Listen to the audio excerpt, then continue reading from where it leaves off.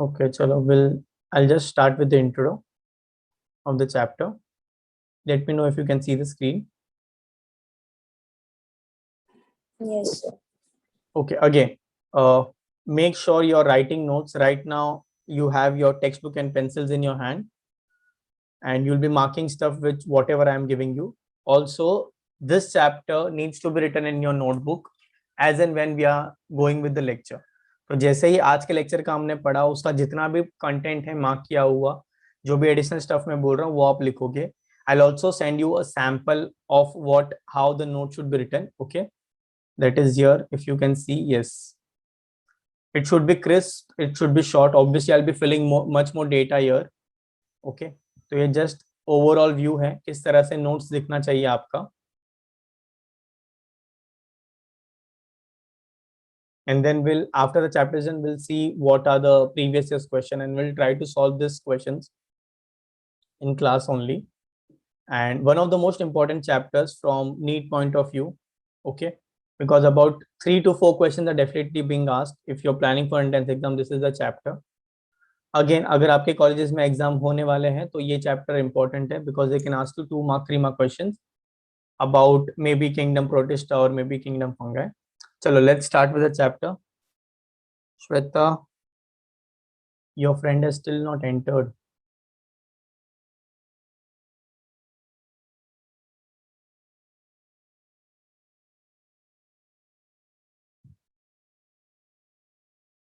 Shweta, can you hear me? Yes, sir. कुछ issue हो रहा है क्या? Yes, sir. वो ज्वाइन नहीं हो पा रही है. ऐसे क्यों? एक बार अनइंस्टॉल करके ट्राई करो. Okay. चलो, we'll continue by then. Biological classification. Firstly, what do you mean by classification? Yes, Riya. क्या होता है classification? First पूरा chapter classification पे था. What is classification? Grouping, classifying. What do you mean by grouping? How do you group things? Soumya? Things having similar characteristics. So which are similar, you keep it in one group. Which are different, you keep it in another group. Okay. Initially, the first 2 pages of the chapter is all about classification. Okay. So ये part जो है वो पिछले chapter में भी आ सकता है. So when you see questions जो आपने टेस्ट भी दिया होगा, there were 1 or 2 questions which were related to this chapter, because earlier chapter 1 and chapter 2 were one chapter only. तो उन्होंने फिर उसको डिवाइड किया into chapter 1 and chapter 2 differently. तो जो फर्स्ट पार्ट है वो आइडियली चैप्टर 2 का है, मगर उसके जो कॉन्सेप्ट्स है वो अभी भी चैप्टर 1 के है. ओके, लेट्स सी क्या क्या है यहाँ पर. Since the dawn of civilization, there has been many attempts to classify living organism. Okay, बहुत सारे साइंटिस्ट आएंगे. See, relate this with periodic classification या periodic table. Periodic table में भी आपने पढ़ा होगा. इनिशियली सबसे पहले डोब्रिनर था, Dobereiner triads. Then came Newland, उन्होंने ऑक्टेव के फॉर्म में क्लासिफाई किया एलिमेंट्स को. Then came I think so Mendeleev, then came Moseley. So ऐसे अलग अलग साइंटिस्ट हैं जैसे अपना अपना क्लासिफिकेशन का थियोरी दिया about how to classify all the elements that were known. Similarly, biological classification में initially कैसे classify किया जाता था? It was animals and plants only. Okay, अगर जो भी organism green है वो plant है, जो green नहीं है move कर सकता है वो animal है. बस 2 categories थी. Again, animals में भी there were categories which were wild animals and domestic animal. और वो wild animal domestic animal वाला concept हम आज भी follow करते हैं for small childrens. यस और नो? अगर आपके घर पे कोई छोटा भाई बहन सिबलिंग है तो उनके बुक में आपको दिखाई देगा डोमेस्टिक एनिमल्स, वाइल्ड एनिमल्स, ये सब इन्फो दिया होगा. उनमें नहीं लिखा होगा मैमेलिया, वर्टिब्रेटा, है ना. उनको देंगे, बेचारे लोग पढ़ना छोड़ देंगे बचपन से. उनके लिए क्लासिफिकेशन क्राइटेरिया बहुत सिंपल था. जो एनिमल्स मेरे ह्यूमन के काम में आएंगे वो होंगे डोमेस्टिक, जो काम में नहीं आते वो होंगे वाइल्ड एनिमल्स. सिंपल. तो ये था ओरिजिनल क्लासिफिकेशन. सिमिलरली, जो प्लांट्स हम ग्रो कर सकते थे, ओके, उनको उन्होंने बोल दिया क्रॉप्स. जो प्लांट नहीं ग्रो कर सकते उनको हमने कह दिया वाइल्ड वैरायटी. ओके, या नेचुरली अकरिंग प्लांट्स. अगेन, जो वेलफेयर में आएगा वो क्रॉप हो गया, जो वेलफेयर में नहीं आ रहा वो हो गया वाइल्ड वैरायटी. तो क्रॉप या डोमेस्टिक एनिमल्स या वाइल्ड एनिमल्स, ये कोई साइंटिफिक कैटेगरी नहीं है. यस और no? There is no scientific category called as wild animal और डोमेस्टिक एनिमल्स। आप सबने 9th या 10th में पढ़ा होगा किंगडम एनिमलिया, 10 फाइलम था, उसमें कहीं पर था क्या वाइल्ड एनिमल कौन सा, डोमेस्टिक एनिमल कौन सा? इनफैक्ट कोई भी फाइलम के कैरेक्टर में भी हम नहीं पढ़ते अच्छा इसके ये फाइलम ये डोमेस्टिक है और ये वाइल्ड है, we never study like that, right? Because it is not scientific enough. Yes, hello Seema, right? Can you hear me?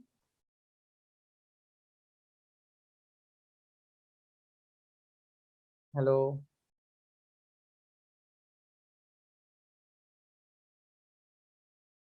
still joining?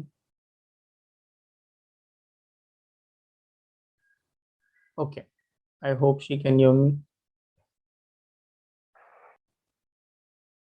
Hello Seema, can you hear me? Yes, sir. Okay, hello, good afternoon. Good afternoon. I'm sorry, sir. Late हो गया. Actually, join ही नहीं हो रहा था. मैं कब से try कर रही थी. No problem. ऑनलाइन में ये बहुत होता है, कभी कभी सच में नहीं होता है, कभी कभी आप चाहते हो कि ना हो, है ना? नहीं, एक्चुअली मैं कब से ट्राई कर रही थी. ऐसा हो रहा था वेटिंग बता रहा था बट हो ही नहीं रहा था. No issue, no issue. चलो, तो विल स्टार्ट. ओके, ऑल्दो हमने कुछ स्टार्ट नहीं किया है, we are just on the overview. तो एनिमल्स में जैसे वाइल्ड एनिमल्स, डोमेस्टिक एनिमल्स है, there is no scientific category as such. Similarly plants के लिए क्या था, there were 3 categories, herbs, shrubs and trees. तो हर्ब्स वो थे जिनका साइज बहुत छोटा था, जो एकदम जमीन के ऊपर ग्रो करेंगे लाइक ग्रास. श्रब यानी उससे थोड़े बड़े, जो हमारे you can say potted plant का साइज है वो श्रब साइज है. जो तुलसी हो गया या मनी प्लांट हो गया, तो वो जो साइज होगा वो श्रब था. और उससे जो भी ट्री बड़ा होगा, उससे जो भी प्लांट बड़ा होगा उसको ट्री बोल दिया. तो ये साइज था depending upon the height. Okay, अब इमेजिन करो, आप अगर एक बैम्बू ट्री ग्रो कर रहे हो या अगर आप शुगर केन का क्रॉप ग्रो कर रहे हो, तो इनिशियली तो वो हर्ब होगा अकॉर्डिंग टू दिस क्लासिफिकेशन, बाद में वो श्रब हो जाएगा, बाद में वो ट्री हो जाएगा. ऐसा हो सकता है क्या? ये क्लासिफिकेशन लॉजिकल लग रहा है कहीं से कि अच्छा हाँ आज उगाया तब हर्ब था, फिर after 1 week it will be shrub and after a month it will be a tree.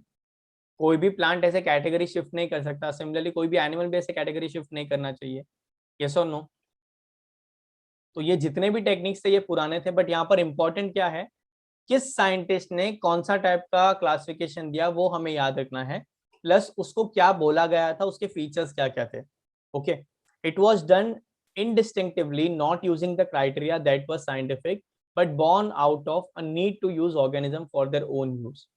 Okay, तो ये इंस्टिंक्टिव क्राइटेरिया था, बिकॉज जो पर्सन उसको क्लासिफाई कर रहा है अकॉर्डिंगली वो चीजों को रखेगा. येस और नो? क्लासिफिकेशन जब हम पढ़ रहे थे लिविंग वर्ल्ड में, at that time we consider the example कि अगर आपने आपके घर वालों को बोला कि आपका बुक का शेल्फ सजा दो, तो आपके शायद brother sister text book notebook इस तरह से रखेंगे, आपके मॉम सब्जेक्ट वाइज रखेंगे, और आप शायद देखोगे कि कौन सा बुक ज्यादा यूज हो रहा है तो वो आगे रखोगे, कौन सा बुक कम यूज हो रहा है तो वो पीछे रखोगे. तो तीनों का क्लासिफिकेशन सही है, बट तीनों का क्राइटेरिया अलग अलग है. यस और no? Similarly the person who is classifying the things, उसके क्राइटेरिया उसके इंस्टिंक्टिव बिहेवियर पे डिपेंड करेगा कि कौन से ऑर्गेनिजम्स को साथ में रखा गया है. Easy? So the first person to do this was Aristotle. Very, very important. Aristotle was the earliest who attempted a more scientific base of classification. Please underline it. ठीक है, एरिस्टोटल को ऐसे डब्बे में डाल दो, छोटा सा डब्बा बनाना, बिकॉज और बहुत सारे डब्बे बनने वाले इस चैप्टर में. He used simple morphological characters to classify plants into trees, shrubs and herbs. Morphological characters का मतलब होता है एक्सटर्नल कैरेक्टर्स. मॉर्फोलॉजिकल का मतलब होता है external characters. Please right it down, external characters. Okay, he divided animals into 2 groups, those which had red blood and those which did not. तो simple था एरिस्टोटल भाई एकदम चिल मार रहे थे. प्लांट्स 3 टाइप के depending on the height, herbs, shrubs and trees. Animals 2 type के, red blood animals and non red blood animals. जो एनिमल्स के पास रेड ब्लड है, यानी बेसिकली जो होम्योथर्मिक है, जिसको हम आज होम्योथर्मिक कहते हैं. Yes, we call red blood animals as homeotherm. Yes और no Saumya? Homeothermic, poikilothermic, warm blooded, cold blooded, ये सारे टर्म्स पढ़े हमने स्कूल लेवल में. Yes, sir. So he divided Warm basically, blooded. yes, he divided animals back then into red blooded and non red blooded. फिर आया Linnaeus. तो अब यहाँ पर एरिस्टोटल का स्टोरी खत्म हो गया. एरिस्टोटल के बारे में क्या जानना है? Earliest to attempt the classification, he used morphological characters, classified plants into 3 parts: trees, shrubs and herbs, and divided animals into red blood and non-red blood. Easy? Yes. Then came Yes. Linnaeus, Carlos Linnaeus, okay, जिन्होंने 2 kingdom classification दिया था, या जिन्होंने binomial nomenclature दिया था. ये भी हमने चैप्टर 1 में पढ़ रखा है, बाइनोमियल नॉमेनक्लेचर. जीनस का फर्स्ट लेटर कैपिटल, स्पीशीज का first letter small. He gave a 2 kingdom system of classification with plantae and animalia. Okay, तो प्लांट और एनिमेलिया ऐसे 2 टाइप के किंगडम दिए, which were developed that included all plants and animals respectively. So सारे plants, as I told you, whatever is green which cannot move is under plant, whatever is not green and which can move it is animal. This system did not distinguish between eukaryotes and prokaryotes. Can you please tell me what is eukaryotes and prokaryotes?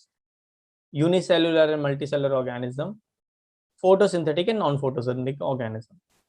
Okay, ये तीनों terms का मुझे मतलब कोई बता सकता है? Yes, Riya, what is eukaryotic, prokaryotic? Eukaryotic are the organisms which have a well-defined nucleus, and prokaryotes do not have a well-defined nucleus. Okay, how do you define a well-defined nucleus? Means it is enclosed with a nuclear membrane and all the organelles. What do you mean by karyote? सोचो सोचो.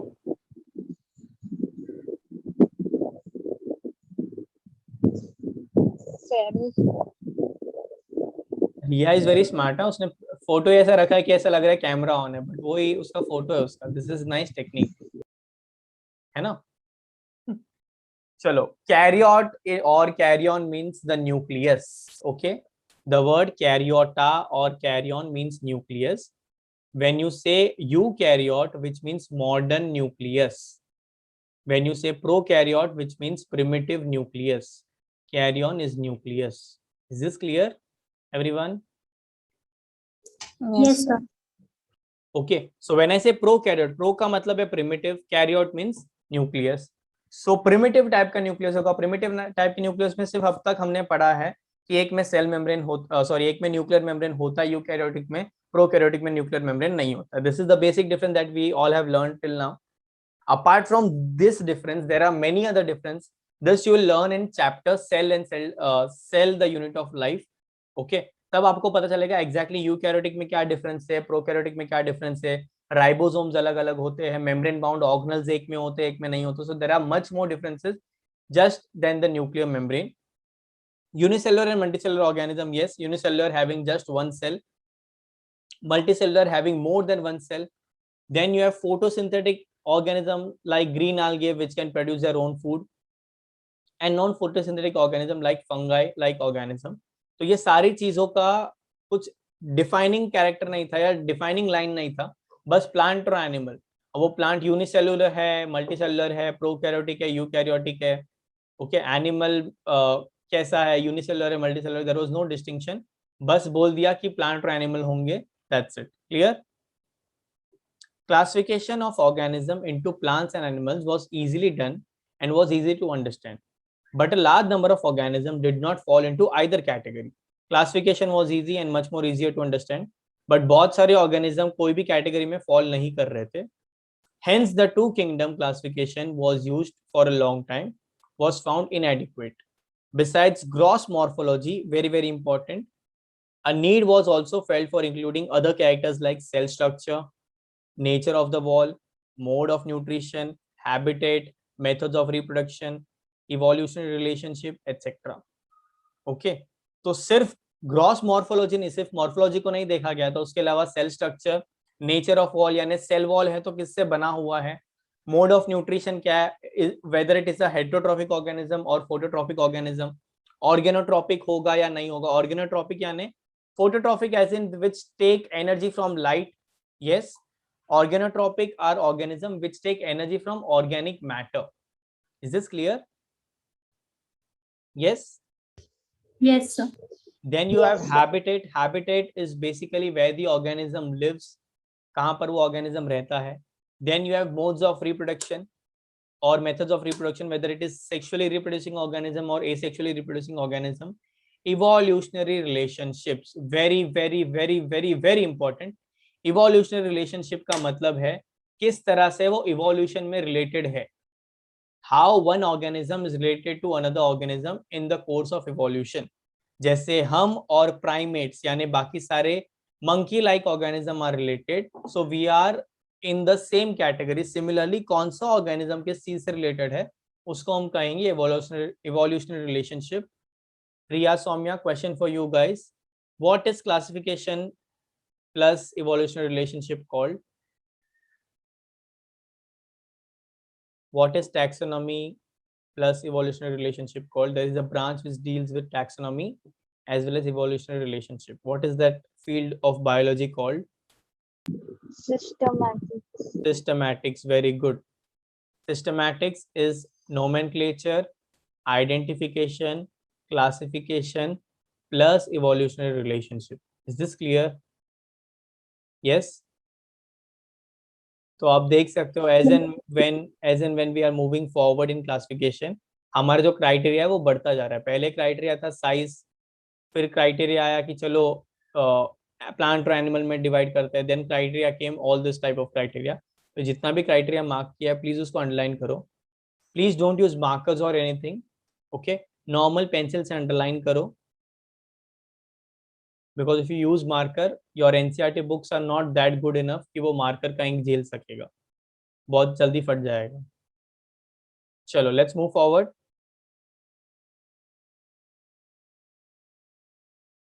Classification systems for the living organism have hence undergone several changes over the time. Though plant and animal kingdoms have been a constant under all different systems, the understanding of what group or organisms be included under these kingdoms have been changing. The number and the nature of other kingdoms have also been understood differently by different scientists all over the time. So अलग-अलग scientists ने अलग-अलग condition से अलग-अलग criteria से चीजों को classify किया था. Okay, but जो basic features है जो हमें पढ़ने हैं वो ये सारे features है. Is this clear? Again, when we study the chapter number 3 में हम प्लांट के क्लासिफिकेशन का और थोड़ा सा हिस्ट्री पढ़ेंगे, तब ये वाला पार्ट भी उसमें पढ़ेंगे कि कौन सा साइंटिस्ट था. Till now we have studied about Aristotle and Linnaeus. Clear? Yes, any doubts? Seema, Shweta, Saumya, Riya? No, sir. No, sir. चलो let's see the next type of classification. कौन था जिसने आगे कंटिन्यू किया? R.H. विटेकर. ठीक है, प्रणाम कीजिए R.H. विटेकर को. ये आ गए जिन्होंने 5 किंगडम क्लासिफिकेशन दिया था.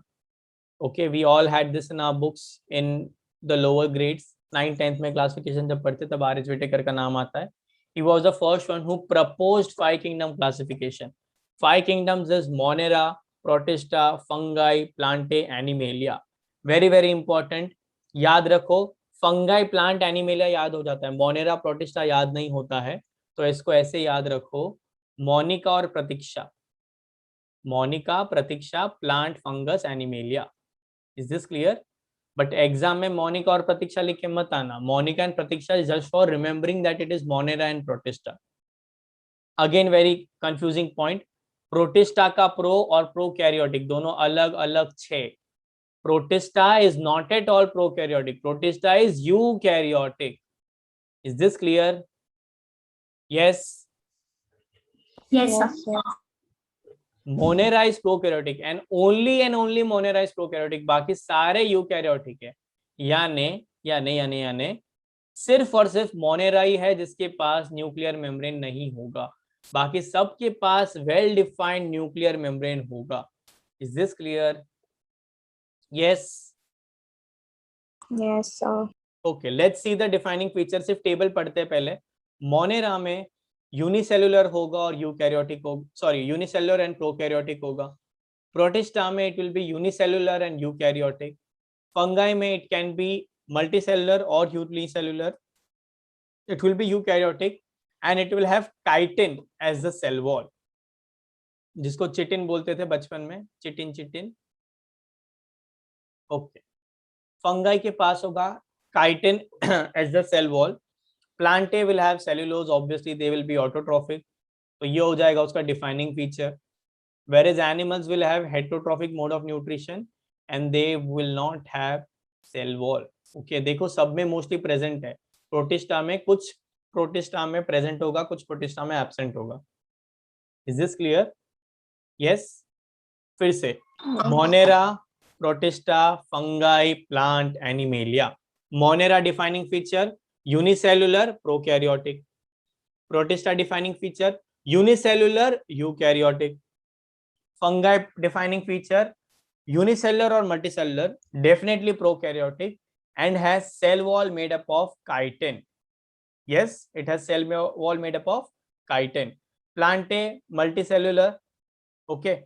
Eukaryotic, definitely made up of cellulose. Cell wall is made up of cellulose, and they are autotrophic. Is this clear? Yes. Then finally Animalia, where we all belong to.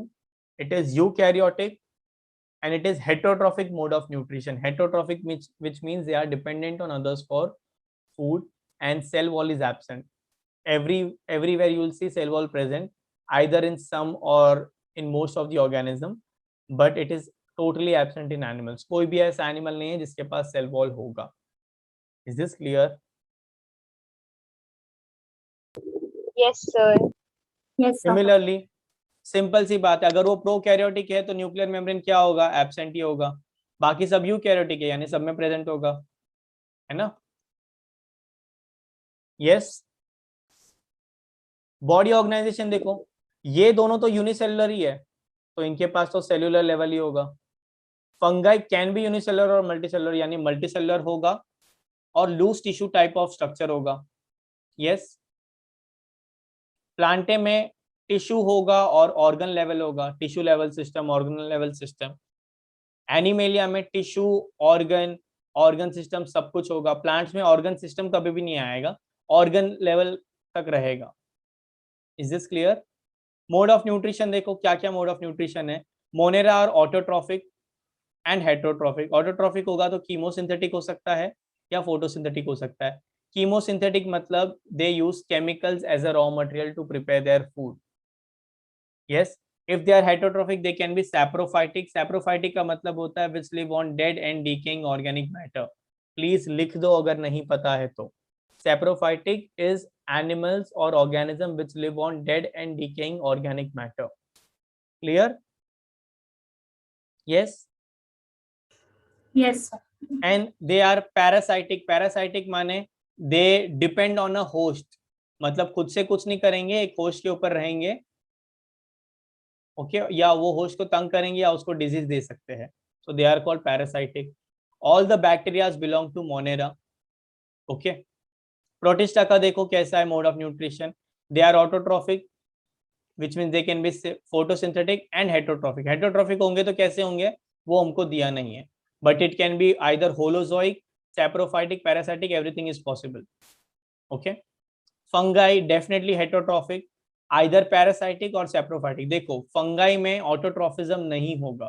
Funguses are totally heterotrophic. Is this clear? Then you have kingdom plantae. Kingdom plantae is always autotrophic, photosynthetic in nature. Animals are holozoic. What do you mean by holozoic? Anyone? Yes, Soumya, what is holozoic?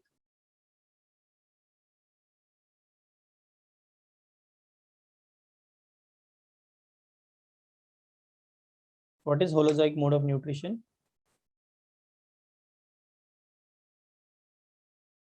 Shweta, Seema, क्या है holozoic? बता सकते हो?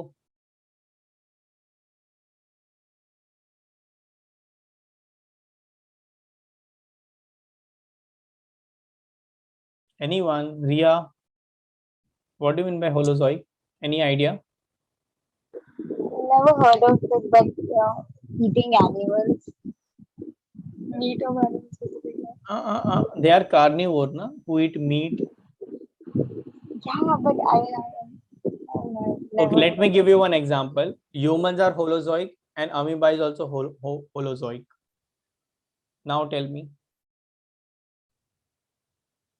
कैसे होगा holozoic? Anyone would like to try? चलो मैं ही बता देता हूँ. Holozoic mode of nutrition is where the animal or the organism ingests food from one opening and it excretes the food from the other opening. Okay, so how we have anus for ejection and we have mouth for ingestion, that type of nutrition is Yes. called holozoic. तो एक opening होगा food के intake के लिए, एक opening होगा food के outtake के लिए या आउटलेट के लिए.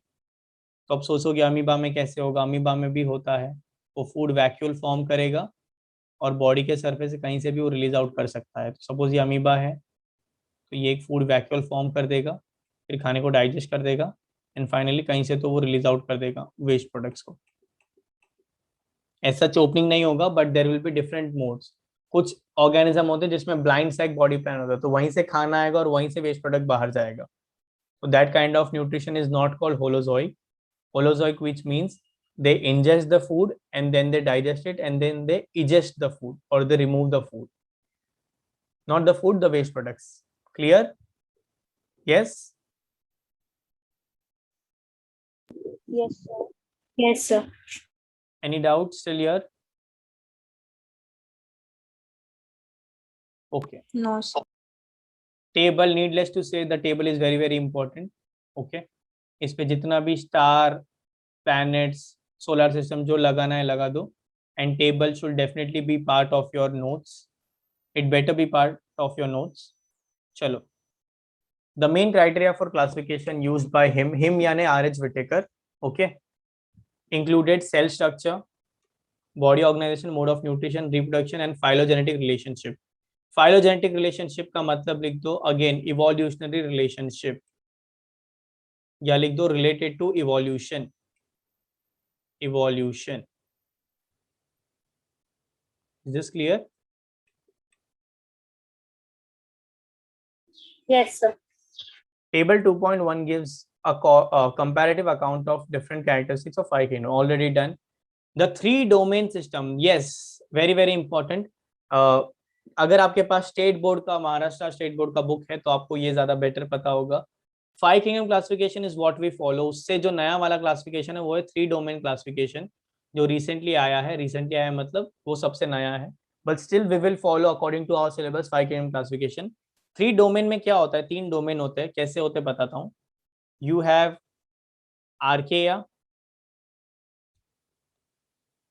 You have Prokarya Eukarya. And you have Eukarya. Very good. Basically जो किंगडम मोनेरा है हमारा यहाँ पर, उसको हमने दो पार्ट में डिवाइड कर दिया, आर्केया और प्रोकैरिया. आर्केया आर आर्के बैक्टीरिया, आर्के बैक्टीरिया ए भी लिख रहा हूं मैं यहाँ पर. प्रोकैरियोटा या not प्रोकैरियोटा, प्रोकैरियाटा, YATA, they are normal bacteria. And in eukaryota you will have protista, fungi, plant, animal. तो either you call it as three domain. तो डोमेन एक बड़ा कैटेगरी, जैसे अब तक हम पढ़ते थे किंगडम सबसे बड़ा है, नए वाले क्लासिफिकेशन में तीन डोमेन है. पहले डोमेन में एक ही किंगडम है आर्के बैक्टीरिया, दूसरे डोमेन में भी एक ही किंगडम है दैट इज बैक्टीरिया. जो तीसरा डोमेन है यूकैरियोटा, इसके अंदर आएगा protista, fungi, Plantae and animalia. Right? Is this clear? Yes, sir. Okay. तो या तो 6 किंगडम क्लासिफिकेशन बोलो या तो 3 डोमेन बोलो. In your book it is written 3 domain and 6 kingdom, दोनों ही दिया हुआ है. तो क्वेश्चन अच्छे से रीड करना, अकॉर्डिंगली आपको मार्क करना पड़ेगा. ओके. अगेन 3 डोमेन में, domain is a bigger classification than kingdom. 3 domains are archaea, prokarya and eukarya. Archaea will have archaebacteria, prokarya will have normal bacteria, and eukarya will have protista, fungi, plant, animalia. So it is either a 3 domain system or 6 kingdom classification. Easy?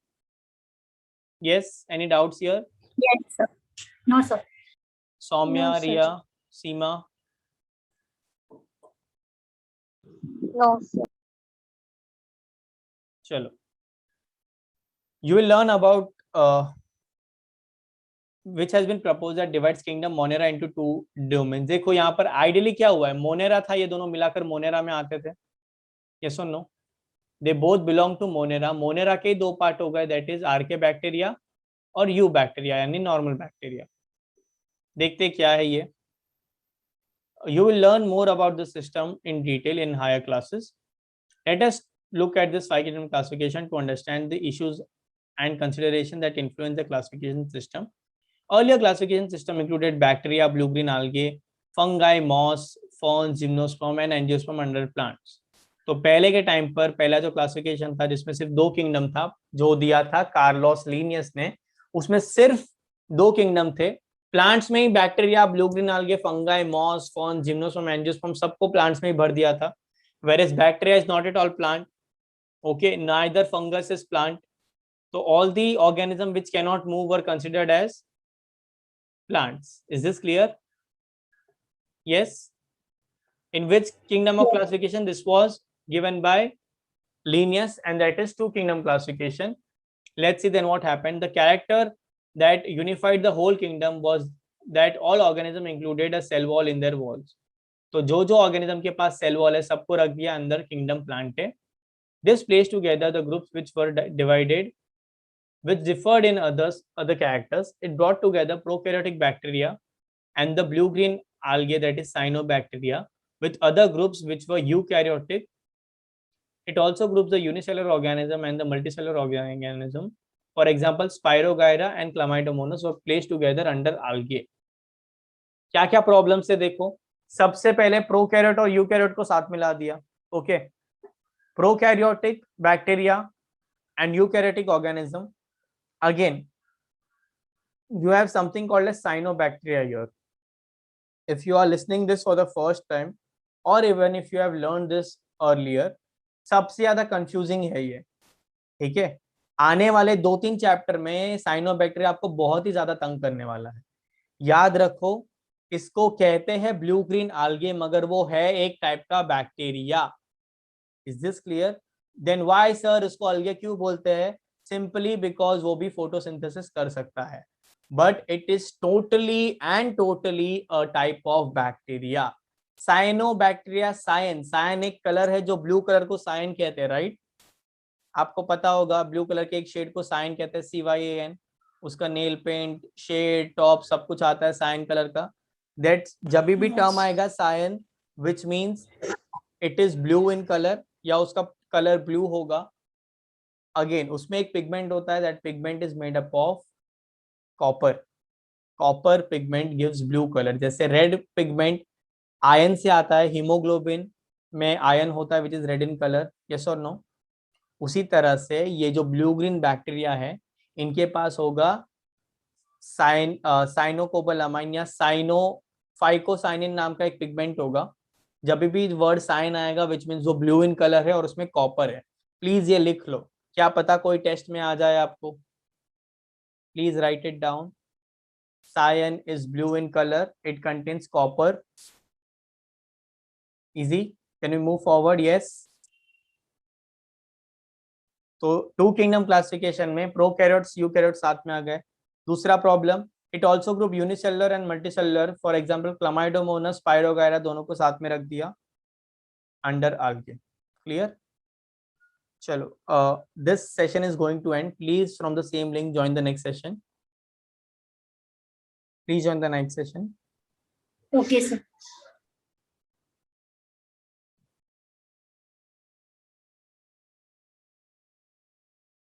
Yeah, it's good now. Okay. So 3 problems. First, unicellular, multicellular are grouped together. Prokaryotic, eukaryotes are grouped together. Okay.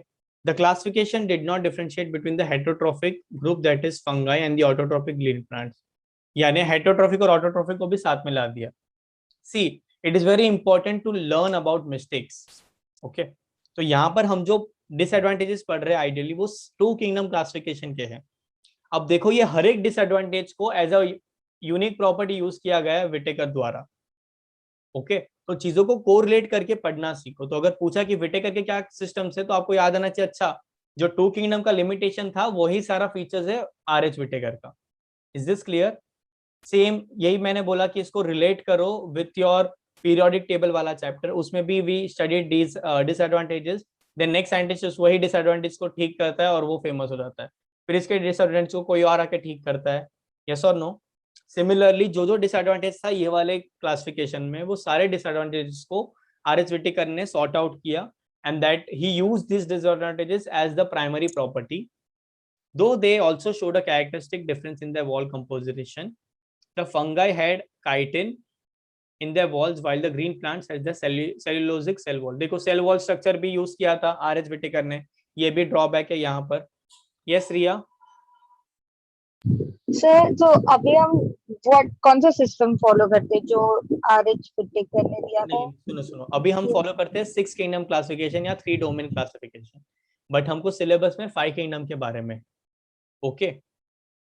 And जो 6 kingdom classification है वो basically Monera के 2 parts हो गए हैं। जो Monera है ना, Monera is divided now into 2 parts. So Monera को हमने डिवाइड किया into 2 parts, archaebacteria and eubacteria, both are prokaryotic organism only, okay. हम इन दोनों को सेपरेटली पढ़ते हैं अंडर मोनेरा, ओके। बट ऐसा होता है ना फंडामेंटल के यू जस्ट लाइक हु जिसको भी रेफर करना एक फंडामेंटल सिस्टम वो लोग रेफर करते हैं, तो वो 5 किंगडम है या 6 kingdom? See in science law से फंडामेंटल होंगे, बाकी सारा सिस्टम हमेशा चेंज होता रहेगा। राइट नाउ हम ये जो पढ़ रहे हैं बिकॉज हमारा क्राइटेरिया अलग है, कल को आप में से कोई उठ के कोई दूसरा क्राइटेरिया बना दे कि नहीं हम मॉलिक्यूलर स्टडी करेंगे, जिसमें ये मॉलिक्यूल है वो सब एक साथ में, तो हमारे साथ साथ वायरस आ जाएगा अपने ग्रुप में, बिकॉज हम मॉलिक्यूल्स पे ज्यादा स्ट्रेस कर रहे हैं, वो हमारा डिफाइनिंग प्रॉपर्टी है। तो डिपेंडिंग अपॉन द क्राइटेरिया आपके मेंबर्स चेंज होंगे, okay. Right now which what we are following is 3 domain system और 6 किंगडम क्लासिफिकेशन, बट जो हमारे सिलेबस में है वो 5 किंगडम क्लासिफिकेशन, क्लियर। तो ये भी फंडामेंटल है, ये भी फंडामेंटल है। अगेन 5 किंगडम क्लासिफिकेशन गलत नहीं है, उसमें ही 6 किंगडम आ जाता है, बट 6 किंगडम में हमने और उसको डिवाइड कर दिया है basically, okay. It's like you are dividing categories in sweets, तो अगर स्वीट्स है तो उन्होंने डिवाइड कर दिया, चाहिए गर्म खाने वाला स्वीट, ठंडा खाने वाला स्वीट, और एज हम अपने चैप्टर में स्वीट को एज अ होल पढ़ रहे हैं, क्लियर। सर यस हाँ बोलो। सर 6 किंगडम को किसने डिवाइड किया था? 6 किंगडम का नाम आएगा, हैकल करके एक है जिसने किया था, उसका नाम है डोंट वरी। मैंने कहा ना ये जो क्लासिफिकेशन वाला पार्ट है 2-3 चैप्टर में थोड़ा थोड़ा करके उन्होंने ऐसा फेंका है, ऐसे पत्ते जैसे फेंकते ना, तो एक चैप्टर में जाएगा, तो एक चैप्टर में जाएगा, तो एक चैप्टर में जाएगा, ऐसे करके डिवाइड किया है। तो आपको किंगडम प्लांटे में वो आएगा, डोंट वरी। नहीं भी आएगा तो मैं आपको नोट्स दूंगा, वहां पर आपको एंटर करना होगा। अगर नोट्स में भी एंटर नहीं करते हो जस्ट इन केस, तो डोंट वरी, आपको जो मैं एमसीक्यूज दूंगा उसमें डेफिनेटली वो क्वेश्चन है, तो रॉन्ग जाएगा तो याद हो जाएगा, तुक्का मारा है तो भी याद हो जाएगा, ओके। अगर आपके पास स्टेट बोर्ड का बुक है तो उसमें काफी अच्छे से दिया हुआ है 3 डोमेन वाले पार्ट को, यस। देखो बता देता हूँ क्या क्या है। जो एडिशनल जो साइंटिस्ट के नाम जो मैं बोल रहा था, 2 किंगडम कार्लोस लिनियस, 3 किंगडम है अर्नस्ट हैकेल, 4 किंगडम कोपलैंड, ठीक है, जिसने मोनेरा को ऐड किया, और 5 किंगडम वाला है व्हिटेकर, ओके। ये सारे फीचर्स यूज किए गए। देन डोमेन वाले पार्ट पे आते हैं।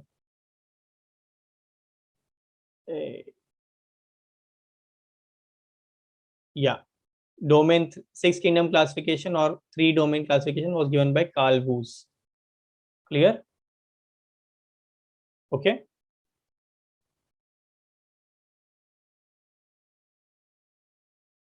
हम साइमल्टेनियसली ही करेंगे, once this part is done will do that scientist वाला पार्ट, और फिर हम आगे बढ़ेंगे, ठीक है। फर्स्ट सेकंड चैप्टर भी we did that same way, right. We used to read the chapter, फिर हम पीपीटी पे जाते थे, then used to come again back to the chapter, so that आपका चैप्टर का रीडिंग मिस ना हो, ओके। इससे थोड़ा सा चैप्टर थोड़ा बोरिंग हो सकता है, but this is important, that is what I have learned in my teaching experience, कि जितना टेक्स्ट बुक रीड करना काम आएगा उतना और कुछ आता नहीं है, specifically if you are going for entrances. अगर ये बोर्ड्स के लिए पढ़ना है या एंट्रेंस नहीं देना है तो फिर कुछ मतलब ही नहीं है, चुपचाप पढ़ो, नोट्स बनाओ या क्वेश्चन आंसर पढ़ो, खत्म करो, okay. But what I know, जो भी अभी लेक्चर अटेंड कर रहा है, all are interested in giving NEET exam, for them it is very important कि ये टेक्स्ट बुक आपका थरली होना चाहिए, yes. Yes sir. Okay. When such characteristics are concerned, the fungi were placed in a separate kingdom called kingdom fungi. ठीक है, तो 2 kingdom में जो थर्ड किंगडम था उसमें फिर आइडियली पहले अलग किंगडम डाला गया था। 4 से जब 5 किंगडम किया, किंगडम फंगाई ऐड करने वाला वो R H. Whittaker, because R H. Whittaker के पहले वाले जो 4 किंगडम क्लासिफिकेशन था उसमें फंगस को अभी भी प्लांट में ही रखा जाता था। ओके, आगे आने वाले कुछ चैप्टर्स में आप देखोगे भी कि कहीं कहीं पर फंगस को अंडर किंगडम प्लांटे कंसिडर किया गया है। All prokaryotic organisms were grouped together under kingdom Monera and the unicellular eukaryotic organism were under kingdom Protista.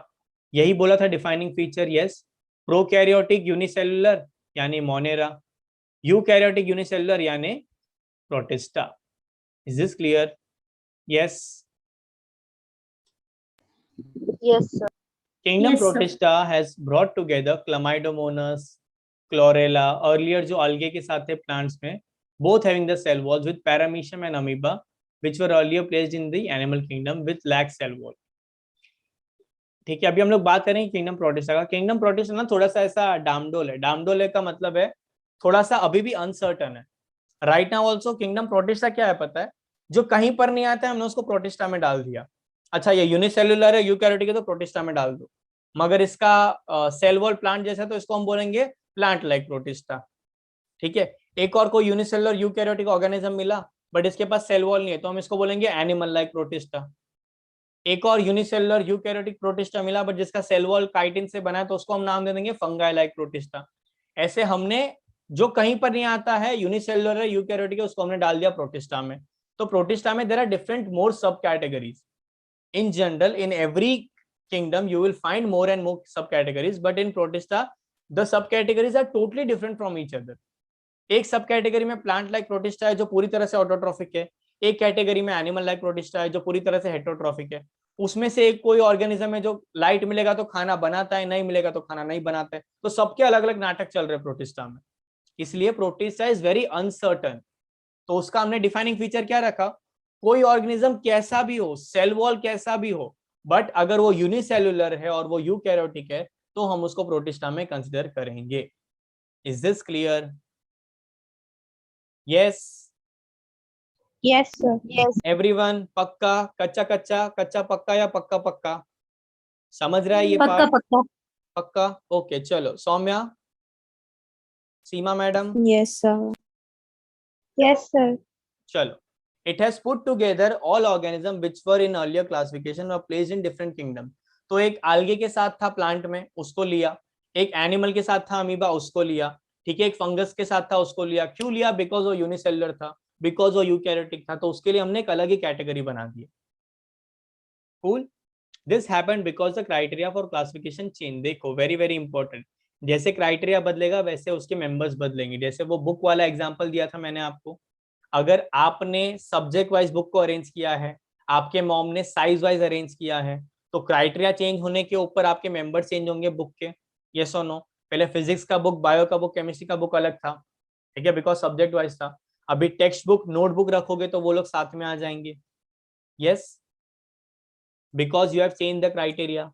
This kind of changes will take place in future too, depending on the improvement of our understanding of characters and evolutionary relationship. Riya, this is the question to your answer कि कौन सा fundamental है? Answer है कुछ नहीं, कुछ नहीं। उसका आंसर वही है जो स्वैग से ज्यादा होता है, या स्वैग से क्या है वो, इश्क से आगे स्वैग से करेंगे स्वागत वाला, कुछ नहीं कुछ नहीं। Okay, there is no fundamental classification. आज ये है, कल कुछ और होगा। जैसे जैसे हम इवॉल्व होंगे वैसे वैसे क्राइटेरिया चेंज होगा, वैसे वैसे चीजें चेंज होगी। Right now we are studying at molecular level. Okay, तो कल को हमने कोई मॉलिक्यूल को बोल दिया कि अच्छा ये मॉलिक्यूल हमारा डिफाइनिंग कैरेक्टर है, तो ढूंढो ये मॉलिक्यूल किस किस में है। तो ऐसा भी हो सकता है ह्यूमंस के साथ वायरस आ जाए और बाकी सब लोग आ जाए। क्यों? क्योंकि ये लोग बहुत शैतान है, दूसरों को तंग करते हैं, दूसरों को मिसयूज करते हैं। तो हम और वायरस एक साथ आ जाएंगे, ठीक है, बाकी सब जो हमको काम देते हैं वो लोग अलग कैटेगरी में आ जाएंगे। Anything can happen, right? But although ऐसा होगा नहीं, because we study more on evolution कि कौन सा ऑर्गेनिज्म किससे इवोल्यूशनरी बेसिस पे रिलेटेड है। Clear? Over time, an attempt has been made to evolve a classification system which reflects not only the morphological, physiological, and reproductive similarities, but also phylogenetic, that is based on evolutionary relationship. देखो दोस्तों, अब तक second page चालू हुआ भी नहीं और इन्होंने 3 से 4 बार इवोल्यूशन के बारे में बता दिया, विच मीन्स कि इवोल्यूशन कितना इंपॉर्टेंट है। और ये इनडायरेक्ट क्राइटेरिया है कोई भी चीज को बताने का कि ये पार्ट बहुत इंपॉर्टेंट है और ये पार्ट पढ़ ले, मैं पूछने वाला हूं एग्जाम में। Is this clear? Yes? Yes, sir. Yes, sir. In this Yes. chapter, we will study about Monera, Protista, fungi of the Whittaker system. याद रखो Whittaker system, हम अभी 6 kingdom नहीं पढ़ रहे। 6 kingdom is not a part of our syllabus. Okay? और Plantae kingdom के लिए अलग अलग चैप्टर है respectively. तो chapter 3 is Plantae, chapter 4 is animalia. ये चैप्टर में हम पढ़ेंगे मोनेरा, प्रोटिस्टा, फंगाई। ठीक है, मस्त और क्यूट सा प्यारा सा चैप्टर लग रहा है ना? ट्रस्ट मी, धीरे धीरे जैसे जैसे जाओगे आप इस चैप्टर से भी थोड़ा सा तंग आने लगोगे, बिकॉज बहुत सारे नाम है सर, कैसे याद रखे सर, याद नहीं होता सर, कंफ्यूज होता है सर, पता नहीं चलता है सर, ये सब आएगा। ठीक है, उसके लिए बचपन से जो करते आ रहे हो वही करो, उंगली रख रख के पढ़ो, जोर से पढ़ो, 2-3 बार लिख के करो, डेफिनेटली होगा। और अगर तुमसे ये नहीं हो पा रहा है तो भूल जाओ कि फ्यूचर में आप डॉक्टर बन सकते हो या कोई भी एग्जाम कर सकते हो, बिकॉज ये बेसिस है। I hope I am very much clear about it. तो before you start hating the chapter, मैंने सारा प्रोज एंड कॉन्स बता दिए। ओके, कल को आप ये ना बोलो कि नहीं सर ने तो बोला था इजी है। नहीं, इजी नहीं है, ये तंग करने वाला चैप्टर है ये। ओके, चलो स्टार्ट है हम लोग किंगडम मोनेरा से। Before we start with kingdom Monera, जो एडिशनल पार्ट है, ठीक है, ये वाले पीडीएफ से देख लेते हैं हम। इसमें सिर्फ बेसिक कॉन्सेप्ट्स है, तो if you are making notes तो ये रेफर करना, बट उसके साथ साथ दूसरी चीज भी रखना, is what I am trying to say. और प्लीज डेढ़ शाना बन के एक ही दिन पे सारा कंप्लीट मत करना, जैसे जैसे लेक्चर हो रहा है वैसे वैसे करना, अपने आप रिविजन हो जाएगा। Okay, Aristotle divided plants and animals. 2 kingdom was given by Carlos Linnaeus. 3 kingdom was given by Ernst Haeckel. ठीक है, अर्न्स्ट हैकेल ने कौन सा किंगडम ऐड किया? प्रोटिस्टा ऐड किया। 4 किंगडम दिया था कोपलैंड ने, उसने क्या ऐड किया? मोनेरा ऐड किया। 5 किंगडम दिया था आर एच विटेकर ने, उसने क्या ऐड किया? फंगस ऐड किया। देखो फंगस को अब तक प्लांट्स के साथ ही पढ़ा जाता था। Main criteria, cell structure, body organisation, mode of nutrition, reproduction, phylogenetic relationship, evolutionary relationship. Yes, any doubts still here? No, sir. No, Okay, sir. next, 6 kingdom classification को ही हम 3 domain classification बोलते हैं। This was given by Carl Woese, जिसमें domain archaea, domain bacteria और domain यूकैरिया, ये 3 domains है। यही दोनों डोमेन मिलके पहले मोनेरा था 5 किंगडम में। क्लियर? तो मोनेरा 5 किंगडम और 6 किंगडम में कुछ डिफरेंस नहीं है, बस मोनेरा को 2 पार्ट में डिवाइड कर दिया है 6 किंगडम में। चाहे 6 किंगडम बोलो या 3 डोमेन बोलो। अगर क्वेश्चन आता है which of the following is the highest degree of classification, और अगर ऑप्शन में डोमेन आता है तो आप डोमेन को टिक करोगे। ऑल्दो जो हमने चैप्टर 1 में पढ़ा है, kingdom was the biggest, right? Kingdom, phylum, class, order, family, genus, species, ये 7 पढ़ा था हमने, है ना? Kevin Pietersen, class of genuine specialist, right? उसके अलावा डोमेन आएगा किंगडम के ऊपर। सो अगर ऑप्शन में यू फाइंड डोमेन तो domain will be your answer. But पढ़ना सबसे लार्जेस्ट पूछा या स्मॉलेस्ट पूछा है? पता चला स्मॉलेस्ट पूछा और आप डोमेन लिख के आ गए हो। Okay, please read the question very carefully. Again I am repeating this, okay, थोड़ा रेपिटेटिव लगेगा, बट टेक्स्ट बुक तुम्हारा भगवान है। Text book is important. Text book का हर एक लाइन कम से कम 3 से 4 बार रीड होना चाहिए अगर सीरियसली क्रैक करना है तो। ओके, चलो बैक्टीरिया पे आ जाते हैं। किंगडम मोनेरा में बैक्टीरिया आएगा, अलग अलग शेप के होते हैं। You have focus shape of bacteria, okay, जो कुछ इस तरह से दिखाई देंगे, सर्कुलर सर्कुलर। अगर माइक्रोस्कोप में एग्जैक्टली देखेंगे तो कुछ इस तरह से ही दिखाई देंगे। ऐसा पूरा बड़ा सा बूंदी नहीं दिखाई देगा, ऐसा ही दिखाई देगा। Rod shape bacteria will be looking something like this. Okay, ये सिर्फ ड्रॉ करने के लिए होता है, but in the microscope you will only see this part, ऐसा दिखाई देगा। स्पाइरल ऐसे दिखाई देगा। Okay, Vibrio is comma shape, तो it look like this. Again जो कोकस शेप है उसके अलग अलग टाइप है, वो भी मैं बता देता हूँ यहाँ पर। एक होता है डिप्लोकोकस, यानी 2 कोकस साथ में होंगे चिपके हुए, दो दो के पैर में होंगे, एंड एग्जैक्टली जैसा मैं डॉट बना रहा हूँ वैसा ही दिखाई देगा माइक्रोस्कोप में। इतना बड़ा बूंदी नहीं दिखाई देता है. Okay, they are just small tiny dots of organism. I'll show you the images as well. So this is Diplococcus. क्या बोलेंगे? Diplococcus. ठीक है, नाम से पता डिप्लो यानी दो. Yes. Then you have Streptococcus, which is basically chain of organism or chain of coccus.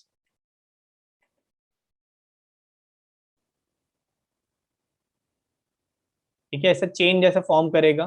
This is Streptococcus. Streptococcus बहुत आगे भी आएगा, इससे निमोनिया भी होता है और इससे स्ट्रेप्टोकाइनेज एंजाइम भी बनता है जो हार्ट पेशेंट्स के लिए बहुत इंपॉर्टेंट है. फिर आता है Staphylococcus. Staphylococcus is like a bunch of grapes. तो बैक्टीरिया कुछ इस तरह से कॉलोनीज में रहेगा ग्रुप बना के. तो डिपेंडिंग ऑन द शेप अलग अलग टाइप के कोकसेस भी होंगे. Bacillus rod shape, spirilla spiral shape या spring shape and Vibrio comma shape. Clear? Bacteria का रेस्पिरेशन कैसा होता है? या तो एनारोबिक होगा. एनारोबिक यानी ऑब्लिगेट एनारोबिक या फैकल्टेटिव एनारोबिक. ऑब्लिगेट का मतलब होता है कंपल्शन या कंपल्सरी. या तो वो कंपल्सरी बिना ऑक्सीजन के रहेगा या तो फैकल्टेटिव रहेगा. फैकल्टेटिव मतलब ऑक्सीजन मिला तो ठीक, नहीं मिला तो भी ठीक. ऑब्लिगेट एनारोब मतलब compulsory, it will require anaerobe, it will require CO2 और it will require no oxygen. Oxygen के प्रेजेंस में मर जाएगा obligate anaerobic bacteria. Facultative is slightly, अगर ऑक्सीजन मिला तो भी ठीक, नहीं मिला तो भी ठीक. Similarly aerobic, obligatory aerobic and facultative aerobic. If it is obligatory aerobic which means it is like us, compulsorily उसको चाहिए ऑक्सीजन वरना रेस्पिरेशन नहीं होगा. ऑल्दो हमारे मसल सेल्स में एनारोबिक रेस्पिरेशन होता है लैक्टिक एसिड फॉर्मेशन का. Okay.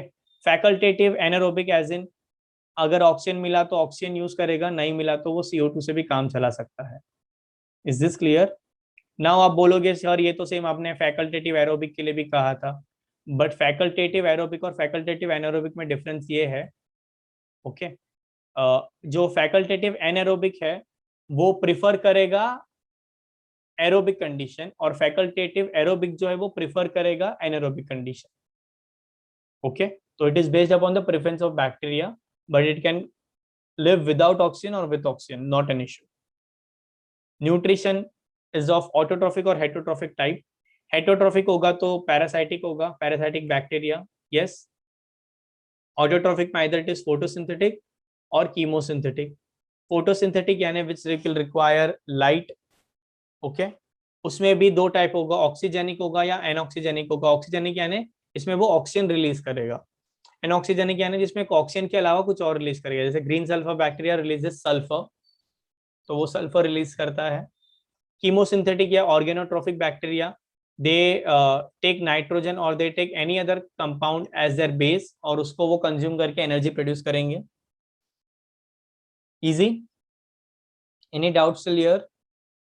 Seema, No, sir. Priya, Soumya, any doubts? No, sir. No. Chalo, can we move forward? Okay, this part is additional. That is why we are not looking this in the book. Okay. Bacteria का reproduction देख लेते हैं. It is by binary fission. That is 1/2. Bacteria ऐसा होगा, grow करेगा और फिर 1/2 हो जाएगा.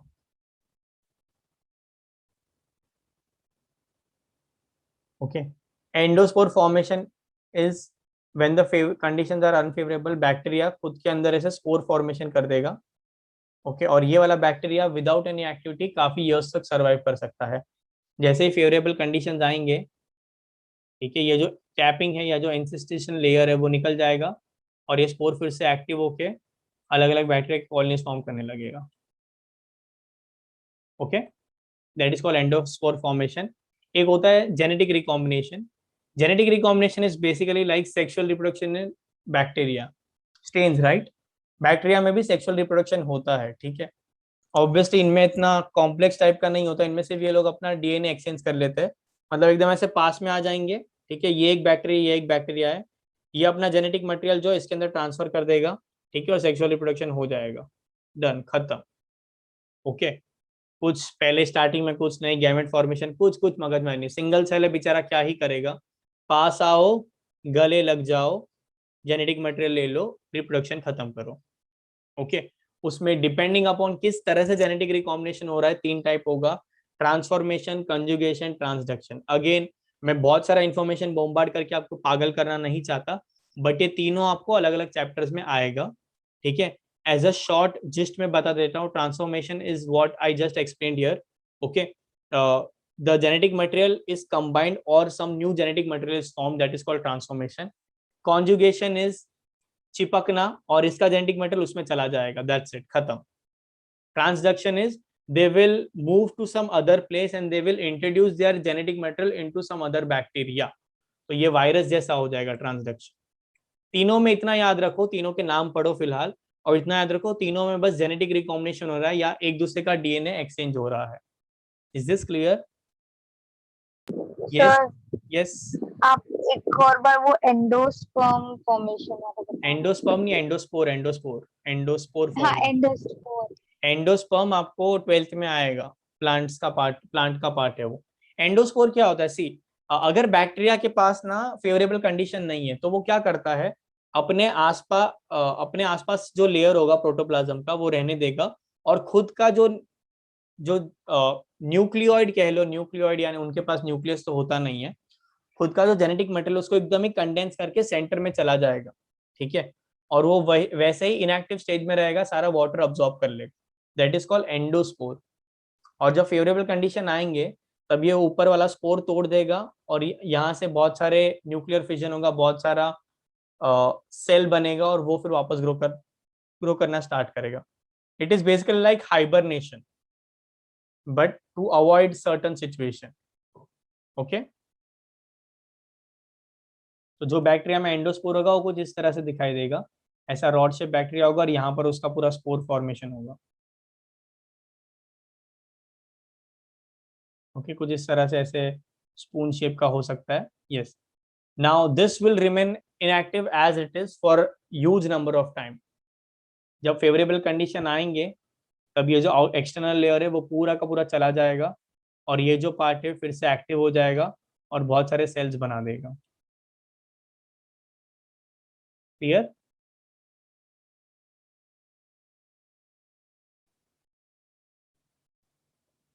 Yes Riya, that is called endospore formation. Yes sir. Okay तो ये है बैक्टीरिया का रिप्रोडक्शन। अब आते हैं मोनेरा पे। मोनेरा पे देखो दो टाइप है, यूक बैक्टीरिया और आर्के बैक्टीरिया। यही दो टाइप को हमने अलग अलग किंगडम बना लिया है 3 डोमेन सिस्टम में, राइट? यही देखा ना हमने, 3 डोमेन सिस्टम में 6 किंगडम है। 6 किंगडम कैसे आया? मोनेरा को ही 2 पार्ट में डिवाइड कर दिया, eubacteria, archaebacteria. Let's see what is archaebacteria. Okay archaebacteria have some features of eubacteria as well as Eukaryota, यानी इनके पास बैक्टीरिया जैसा भी कुछ फीचर है और यूकैरियोटिक ऑर्गेनिज्म जैसा भी कुछ फीचर है, which is the most unique capability of this organism. They are prokaryotic, right? Monera is completely prokaryotic. Yes or no? Yes or no? Prokaryotic है ना? Yes, sir. Yes, Okay. sir. But this archaebacteria will have some features related to normal bacteria and some features related to Eukaryota. Eukaryota as in eukaryotic organism जैसा भी कुछ feature होता है। Let's see क्या feature है वो। Okay they have special type of cell wall, very very important, they have special type of cell wall and they are found only in extreme condition. ठीक है, जैसे हम कहते हैं भगवान हर जगह होता है, ठीक है, उसी तरह से आर्के बैक्टीरिया भी हर जगह होता है। You imagine any weirdest space in the world, ठीक है, उबलता हुआ पानी, boiling water, geothermal vents, yes, इसको गर्म पानी के कुंड कहते हैं हिंदी में। ऐसे पानी, जमीन के अंदर पानी है, कोई रिलीजियस प्लेस है वहां पर पानी है और पानी ऐसे बॉइल हो रहा है, वो बॉइलिंग वाटर में भी बैक्टीरिया रहेगा। आइडली तो बैक्टीरिया बॉइलिंग से मर जाता है ना, इसलिए तो पानी को बॉइल करते हैं हम। यस और नो? आर्के बैक्टीरिया बोलता है डर मत, मैं यहाँ पर रहेगा, मैं यहाँ पर भी रह सकता है, एक्सट्रीमोफाइल है, ये रोडीज है बैक्टीरिया का, ठीक है, सब कुछ कर सकता है। सी वर्ड्स को तोड़ के पढ़ने का कोशिश करो। They are extremophiles. फाइल का मतलब होता है लविंग, फाइल का मतलब होता है लविंग। ओके एक्सट्रीमो मतलब एक्सट्रीम कंडीशन को प्यार करने वाले, दे लव एक्सट्रीम कंडीशन, ठीक है। तो अगर नेक्स्ट टाइम आपको किसको कुछ बोलना होगा तो उसको बायोलॉजिकली बोलना है, कैसे बोलना, I am philic towards you, ठीक है। अगर उसको बायो पता होगा तो ठीक है, नहीं पता होगा तो भी ठीक है। Extremophile is they love extreme condition. Halo का मतलब होता है salt, halogen salt formers, chemistry वापस, ओके। फाइल्स यानी again loving, they love extreme condition, they love salt. तो जो एक्सट्रीम सॉल्टी वाटर होगा वहां पर भी ये मिलेंगे। थर्मो एसिडोफिलिक, जहां पर एक्सट्रीम कंडीशन है, जहां पर टेम्परेचर बहुत हाई है, जहां पर बहुत ज्यादा एसिडिक कंडीशन है, वहां पर भी ये होंगे। मीथेनोजेनिक, मीथेन में रहने वाले हैं, although they help in digestion and cellulose of gut in cattle. Cattles के बॉडी के अंदर भी ये ग्रो करते हैं और काफी लग्जूरियंटली ग्रो करते हैं। They are the reason cattle जो है वो रूमिनेशन कर सकते हैं, it is because of archaebacteria. Again archaebacteria कहाँ पर होता है, मैं आपको I just give you an overall idea कि कितना एक्सट्रीम कंडीशन में रहते हैं। एक तो मैंने बोला आपको बॉइलिंग वाटर में रहता है, प्लस जो डेजर्ट होता है, डेजर्ट दो टाइप का होता है, ठीक है। एक होता है सॉल्टी डेजर्ट, जहां पर जो सैंड है that is nothing but salt, salt से बना हुआ सैंड है वो। वैसे टाइप के डेजर्ट में भी सैंड के अंदर आपको बैक्टीरिया मिलेगा, and that bacteria is nothing but archaebacteria, okay. Mangrove forest, जहां पर कीचड़ है, दलदल है, वहां पर कोई ऑर्गेनिज्म अच्छे से ग्रो नहीं कर सकता, बिकॉज वहां पर पीएच अलग होता है, वहां पर सॉल्ट कॉन्सेंट्रेशन चेंज होते रहता है, वहां पर बहुत सारे अलग अलग ऐसे डिफिकल्टी है, बट वहां पर भी ये बैक्टीरिया अच्छे से ग्रो कर सकता है। हर ऑर्गेनिज्म एक पर्टिकुलर लेवल का प्रेशर झेल सकता है। इनफैक्ट जो आपकी वॉचेस है वो भी एक पर्टिकुलर टाइप का प्रेशर झेल सकती है, इसलिए लिखा होता है water resistant under 50 meters 20 meters, because as and when you go deep inside water, आपके ऊपर का वाटर का लेयर बढ़ता है तो प्रेशर भी बढ़ेगा आपके ऊपर। यस और नो? यस। Yes, sir. ये बैक्टीरिया ओशन के अंदर, ओशन का जो बेड होता है, मतलब ओशन का जो सबसे लोएस्ट पॉइंट है, उसके अंदर की जमीन के अंदर पे भी मिलता है। ये सोचो कितना घुसू आदमी है, बोला ना बहुत रोडी वाला आदमी है ये। अब सोचो यहाँ पर एक तो ऑक्सीजन नहीं है, लाइट नहीं है, यहाँ पर इसको खाना भी क्या मिलेगा, जो ऊपर वाले एनिमल्स मर के नीचे आए हैं उनको डिग्रेड करता है आर्के बैक्टीरिया। इतना इमेंस प्रेशर है कि इतना डीप कोई भी ऐसा डिवाइस चलता ही नहीं है जो मैनमेड हो। Under such conditions also archaebacteria can grow very well. Plus ये लोग को ऑक्सीजन पसंद ही नहीं है, मतलब जहां पर बाकी ऑर्गेनिज्म बिना ऑक्सीजन के मर जाते हैं, आर्के बैक्टीरिया ऑक्सीजन के प्रेजेंस में मर जाता है, इसलिए आर्के बैक्टीरिया को स्टडी करना बहुत ही डिफिकल्ट है। Is this clear? Trust me, अगर हमने आर्के बैक्टीरिया को समझ लिया तो आज जितने मेडिसिन है हमारे पास, उससे कम 5 टाइम्स ज्यादा मेडिसिन और 5 टाइम्स ज्यादा एप्लीकेशन हम यूज कर सकते हैं, if we can grow archaebacteria as we can grow normal bacteria in lab. Is this clear?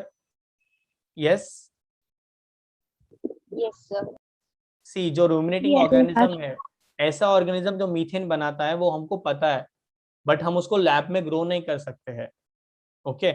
Imagine करो कल को किसी ने लैब में वो बैक्टीरिया को ग्रो कर दिया, तो हम लोग घर घर पे मीथेन बनाना स्टार्ट कर देंगे।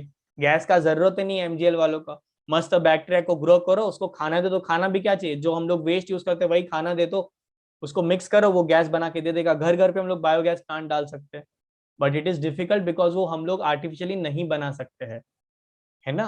अब आपको लग रहा होगा ना कुछ ट्राई करके तो कर ही सकते ना sir, we can take this. नहीं, सब कर चुका हूं मैं, नहीं होता है। They can not be made in artificial condition right now.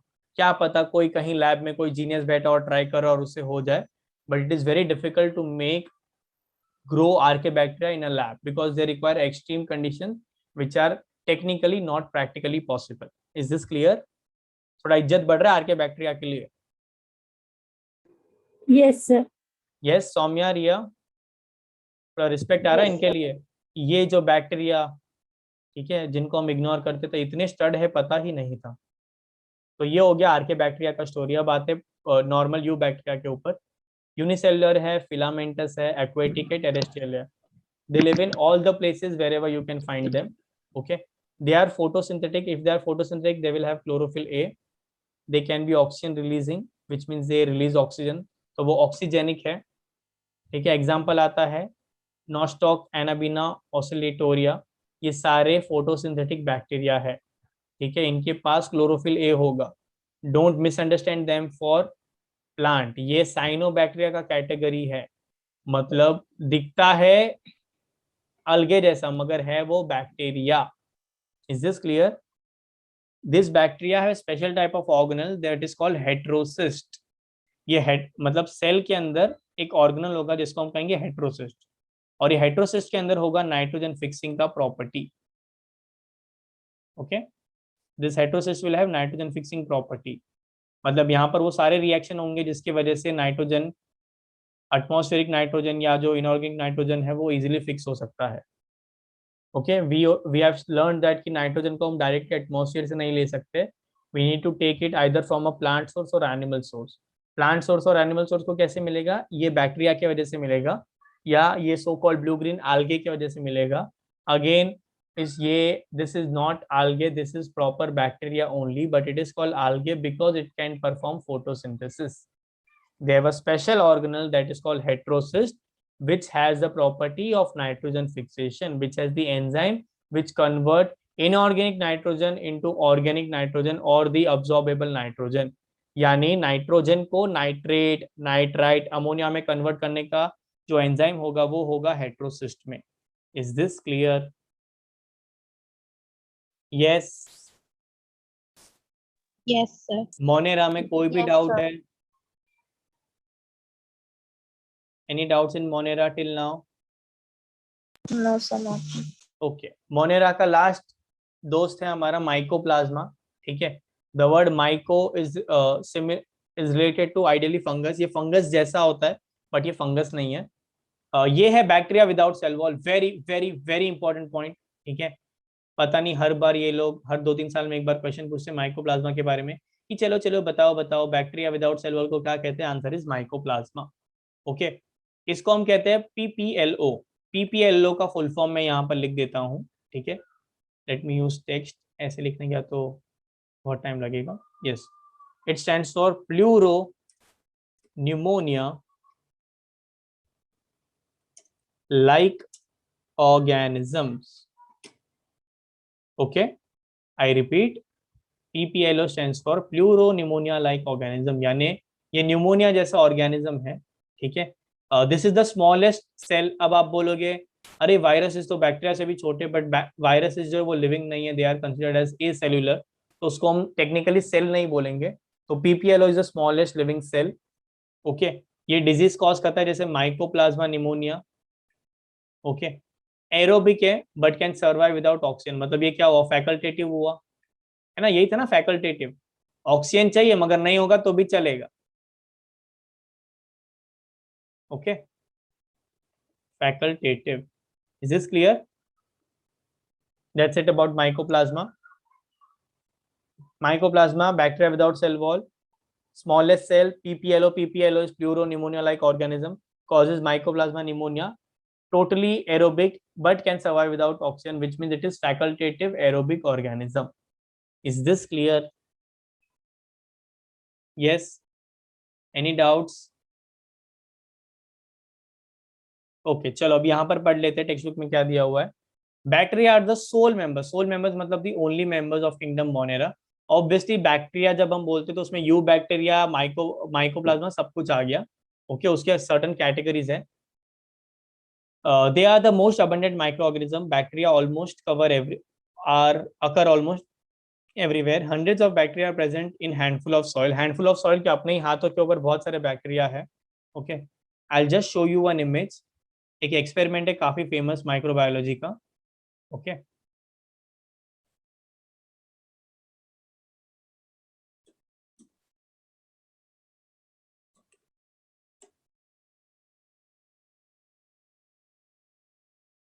if you keep your hand inside a tray, okay, inside an agar plate, so this is what you will see next day. इतने सारे bacteria होते हैं, इतने सारे type के organism होते हैं आपके हाथ में। Okay, feeling strange and weird, right? अच्छा या बुरा ये? आर दे गुड और बैड? बुरा है। बुरा है? क्यों बुरा है?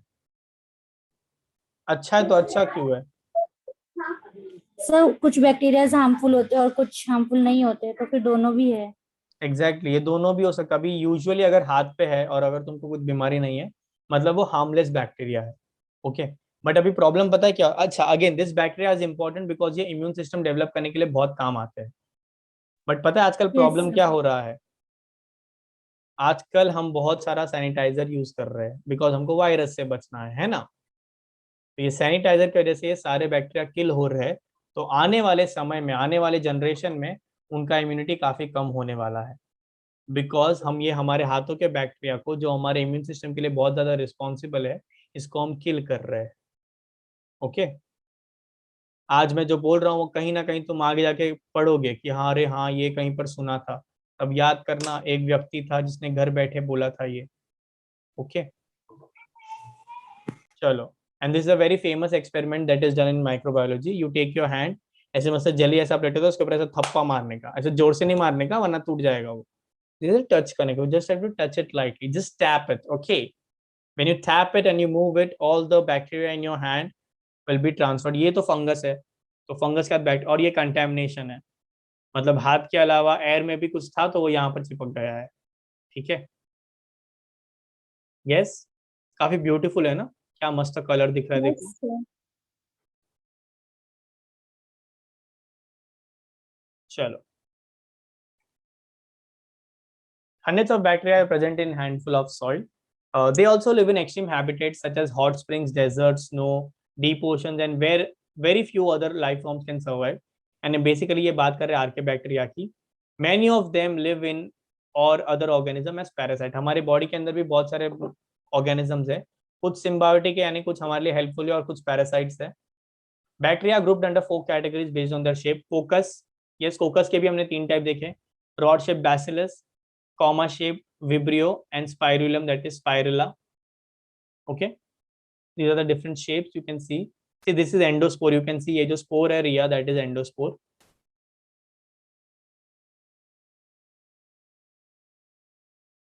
Okay, again this session is getting end, so please join the next session, same link.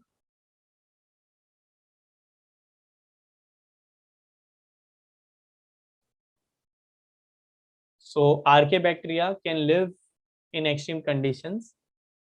Methanogens are present in the gut as in intestine में होगा, of ruminant animal. Ruminant animals का मतलब क्या है? What do you mean by ruminant animals? Animals which have the ability to ruminate. Ruminate मतलब खाना चबाकर अंदर डालना, फिर वापस उसको regurgitate करना, वापस मुंह तक लाना, फिर अच्छे से chew करना. That is called rumination. Like cattles. Sorry? So cattles. Yes, cattle. Mostly major herbivores में rumination का property होगा. Cows ले लो, buffaloes ले लो, horse ले लो, deer, सब में rumination का होगा, तो वो हमेशा chew करते नजर आते हैं। बट cows, buffaloes में हम ज्यादा देखते हैं उनको। They are responsible for production of methane, that is biogas from the dung of the animal. मतलब उनके पॉटी से बहुत सारा बायोगैस बना सकते हैं। काफी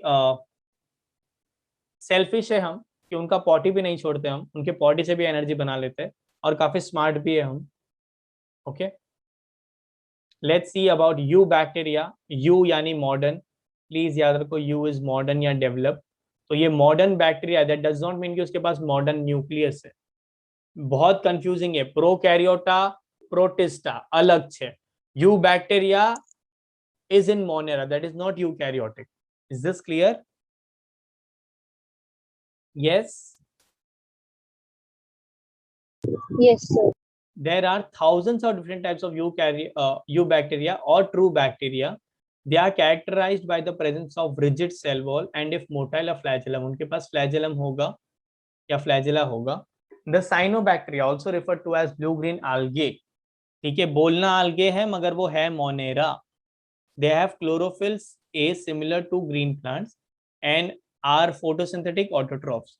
The cyanobacteria are unicellular, colonial or filamentous, freshwater, marine or terrestrial algae. देखो कितना सारा वैरायटी अवेलेबल है। यूनिसेलर में मिलेगा, कॉलोनीज में मिलेगा, फिलामेंटस मिलेगा, फ्रेश वाटर, मरीन, टेरेस्ट्रियल, हर जगह मिलेगा। Unicellular is single cellular. Colonial का मतलब क्या होगा पता है? वो कॉलोनी फॉर्म करेंगे, मतलब कभी एक बैक्टीरिया नहीं होगा, बहुत सारे बैक्टीरिया मिलके ग्रो करेंगे। जैसे वी हैड दिस इमेज, वो जो हैंड वाला इमेज था, कहाँ गया? हाँ,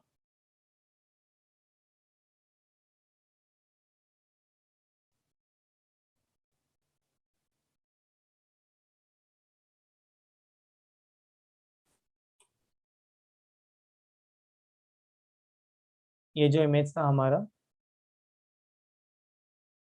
if you look this carefully, तो ये एक एक बैक्टीरिया नहीं है, ये एक एक कॉलोनी है. They are a group of bacteria which are growing together. ये एक कॉलोनी है, ये एक कॉलोनी है, ठीक है. ये येलो वाली एक कॉलोनी है, ये रेड वाली एक कॉलोनी है. ऐसे अलग अलग टाइप की कॉलोनीज है. And this colonies are called colonial form. तो ऐसे या तो सिंगल ग्रो करेंगे, या तो कॉलोनीज बना लेंगे पूरी की पूरी, या तो फिलामेंट्स यानी ऐसे थ्रेड लाइक स्ट्रक्चर्स में ग्रो करेंगे, और either they will grow in terrestrial. Terrestrial यानी लैंड पे रहेंगे, या तो वाटर में रहेंगे, या फिर वो रहेंगे in marine environment. Marine environment is basically in salty water, fresh water, marine, terrestrial हर जगह पर हो सकते हैं. Colonies are generally surrounded by gelatinous sheath. Colonies के ऊपर होगा जेलेटिनियस शीथ, ओके, यानी एक जेली लाइक सब्सटेंस होगा, एक जेली लाइक कवरिंग होगा. They often form blooms in polluted water bodies. तो पोल्यूटेड वाटर बॉडीज में ये एकदम खिल खिल के भर भर के ग्रो करेंगे. Some of this organism can fix nitrogen in specialised cells called heterocyst. Already learn, right. उसमें नॉस्टॉक आता है, एनाबिना आता है. हमने नॉस्टॉक, ऑसिलिटेरिया, एनाबिना सब कुछ पढ़ रखा है. Chemosynthetic bacteria which oxidize various inorganic substances such as nitrites, nitrates and ammonia, and use the release energy for the ATP production. ATP बनाने के लिए यूज किया जाएगा ये सारे बैक्टीरिया को. They play a great role in recycling the nutrients like nitrogen, phosphorus, iron and sulfur. तो ये सारी चीजों को वो रिसाइकल करने में हेल्प करते हैं. Is this clear? Yes. Yes, sir. Heterotrophic bacteria are most abundant in nature. The majority are important decomposers. Many of them have a significant impact on human affairs. They are helpful in making curd from milk. Curd बनाने के लिए काम आते हैं, antibiotics बनाने के लिए काम आते हैं, नाइट्रोजन फिक्स करने के लिए काम आते हैं लेग्यूम्स में, लेग्यूम्स यानी पल्सेस में. सम आर पैथोजेनिक, कुछ पैथोजेनिक है मतलब डिजीज कॉज करते हैं ह्यूमन बींग्स में, क्रॉप्स में, फार्म में, एनिमल्स में, पेट्स में. Cholera, typhoid, tetanus, citrus canker, they are all disease cause by bacteria. Citrus canker lemon में होगा, ऑरेंजेस में होगा, okay. Bacteria produce by fission. Fission यानी 1/2 से डिवाइड करता है. समटाइम्स अंडर अनफेवरेबल कंडीशंस, कभी कभी अनफेवरेबल कंडीशन में they produce spore. They also produce by a sort of sexual reproduction by adopting a primitive type of DNA transfer from one bacteria to another. तो primitive type का DNA transfer है जिसको हम लोग ने transformation या transduction के नाम से पढ़ रखा है. तो यहाँ का बैक्टीरिया, यहाँ का मटेरियल यहाँ जाएगा. उसके बाद माइकोप्लाज्मा के बारे में देखो, there are just 3 lines written here, okay. Completely lack a cell wall, smallest living cells and can survive without oxygen. Many mycoplasma are pathogenic in animals and plants. Please write down PPLO here, that is pneumonia like organism. Yes. Monera में कोई भी doubt है? Any doubts in Monera till now? No, sir. Can I consider कि अगर Monera पे कोई भी question आया तो आप इजीली सॉल्व कर सकते हो अभी? Yes, Saumya. Yes, sir. Chalo. Now, as I told you, I'll show you the images of bacteria, how they actually look like. उनके shapes के बारे में हम study करेंगे.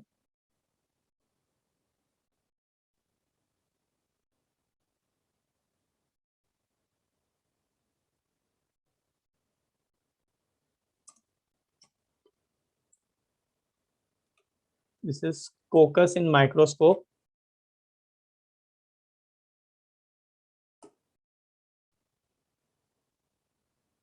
Yeah. This is the small dots.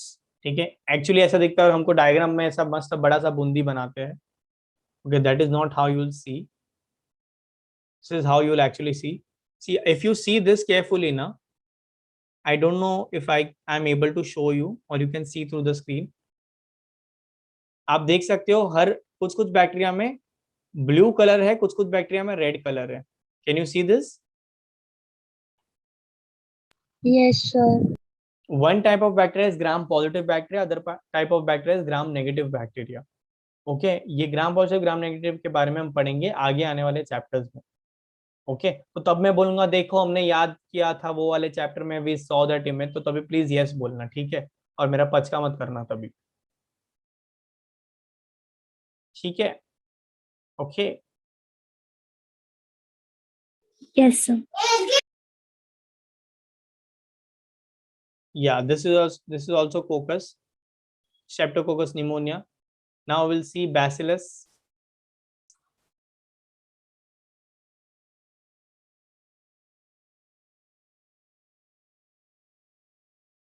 कोकस होगा बाय द वे हमारे body में intestine में होगा, बैसिलस भी इंटेस्टाइन में होगा, स्टमक में होगा. देखो किस तरह से ऐसे रॉड शेप बैक्टीरिया है ये. हाँ ये देखो ये बढ़िया है, ये मस्त इमेज है. यहाँ पर यू कैन सी स्टेफाइलोकोकस यानी बंच में है, ये डिप्लोकोकस है और ये रॉड शेप है, देख रहे हैं? यस. एंड ये जो एंडोस्पर्म वाला इमेज है वो यहाँ पर है. देखो किस तरह से एंडोस्पर्म फॉर्म किया ये बैक्टीरिया ने. Can you see the endospore? ये एंडोस्पोर है.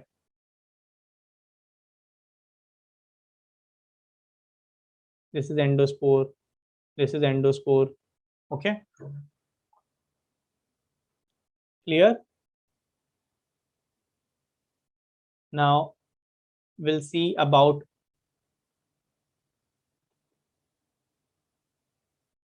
ये क्या हो गया.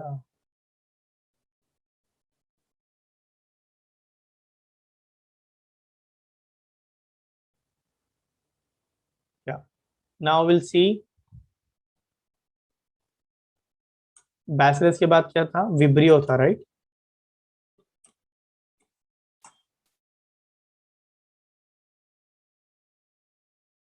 Yes this is vibrio, can C comma shape.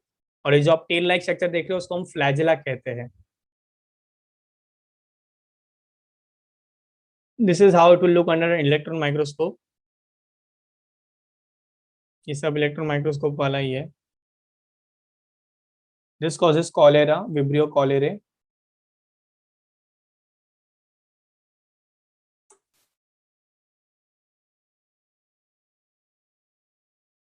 Here also the image is blur but still you can see. ज्यादा ही ब्लर है, जाने दो. We'll see spirulum now or spirula.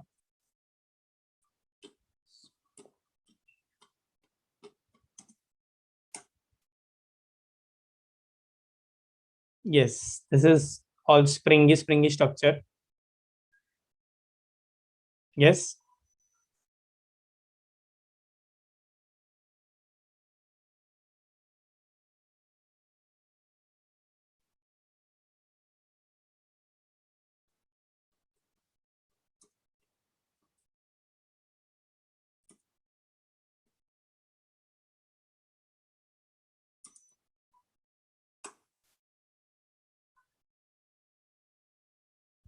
Now this is the movement of flagella.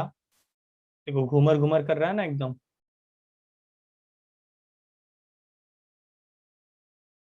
Okay.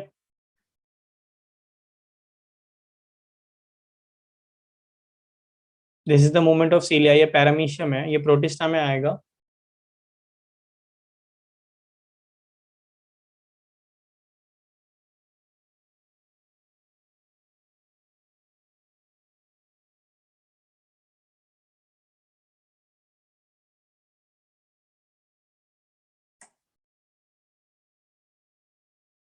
Yeah, just this one. Yes, you can see the movement.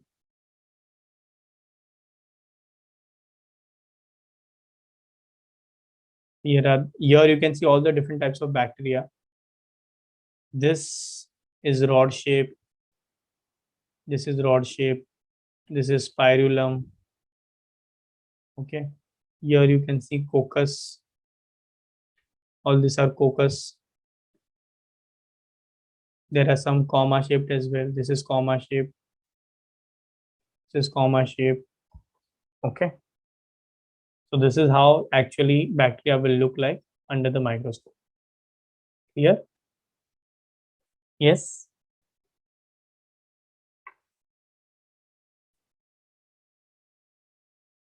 Shweta, Soumya, Riya. Any doubts in Yes. Monera? No. Okay. No, sir. No, sir. I actually wanted to start Protista today, but I think so it will be too huge to complete it. No worries. Tomorrow we'll have a lecture. Okay. 90% will have a lecture tomorrow. Don't worry. By the end of the day, I'll just message you tomorrow's timing.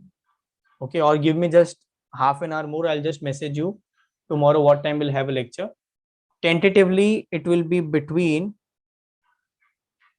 in the afternoon only. Tomorrow is Saturday, right? Yeah. Yes. Yes. So around 1 to 3 or 2 to 4 will have a lecture.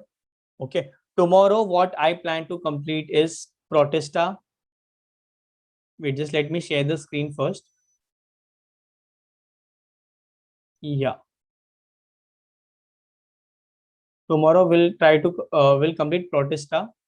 Okay. And we'll complete, maybe we'll start with fungus. Fungus ka introduction kar lenge hum, because fungus is also a bigger chunk. Okay. We'll see kitna hota hai. Like today only we'll go very slowly. We'll read everything and then we'll continue. We'll see the extra additional notes also. Whatever parts are extra, we'll complete it then and there itself. Maybe. So we'll Sorry. we'll Yes. complete notes till Monera. Yeah. I'll send you the notes right now only. I'll send you till Monera, and whatever you are, please read the chapter, whatever is done. See all the markings and add that markings in your notebook. Okay. अगर अच्छे से करना है तो notes important है बाबू. ठीक है. जिंदगी में अगर बढ़ना है आगे तो नोट्स तो बनाना पड़ेगा. ओके. चाहे जितना जोर से गाली दे दो, दे देना, बट नोट्स तो बनाना पड़ेगा. ठीक है. As and when we meet, the first thing I'll do is check your notes and I'll see how sincere you were during your lectures. Okay. Chalo. Bye. Bye. Bye, sir. Bye.